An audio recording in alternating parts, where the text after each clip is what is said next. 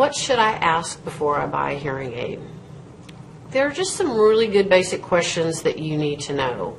First of all, if you see a hearing aid advertised for $795 and you're thinking that is a great deal, especially compared to other offices that charge more than that, the basic question you need to ask is, what does this cost include? Sometimes the price may not cover office visits or batteries. They just take care of the device. How difficult is it to get into that office for an appointment?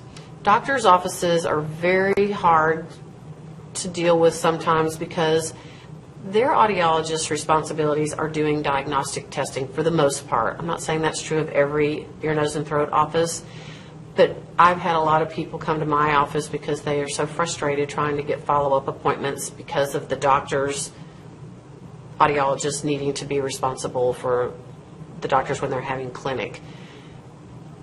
I think the main thing too is when you're talking to the person on the phone about the hearing aid, I mean, how does that office make you feel? I mean, did they make you feel like they were so glad you called, or were you just intruding on their day? That can happen in any office, but that's not really who you want to be spending so much time with. Ask them how much it's going to cost if they try the aids and return them. People really and truly have done it anywhere from minimal amount to $150 per hearing aid. And that's a pretty hefty amount, but that's really fair because if you've gone in to see them, you've gotten your testing done, you've gotten your follow-up, you've gotten fine-tuning.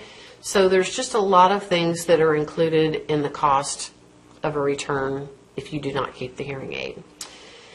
You need to ask what the warranty is. What does it cover? What brands do they carry? And then do your homework. Get on the internet and look at some of the companies, and if you've never heard of a lot of them, still go on their website, because honestly the company that I use is Resound, and most people when they come to my office, they've never heard of that because they don't do national advertising. So know the product, know the person that you're going to be seeing. Also, I think a good question is, how long have you been in business? I'll tell you what's been happening in the industry in the last 5 years is that a lot of the major manufacturers have decided to go into the retail business. So they will purchase a private practice or an office that previously has been owned by someone else.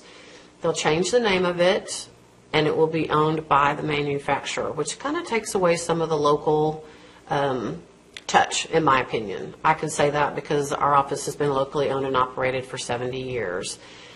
The main thing you want to make sure of is that that person's going to be there when you go back for an appointment. I have a lot of people that have come in and they've been so upset because they went to a person for a while and they've moved on to another office or they've left town. The business may still be there, but it won't be the person that they started with.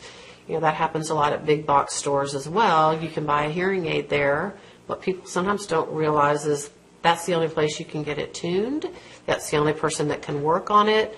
So unless you live in a town with that same store, you're going to be stuck with a hearing aid that nobody else can do anything with.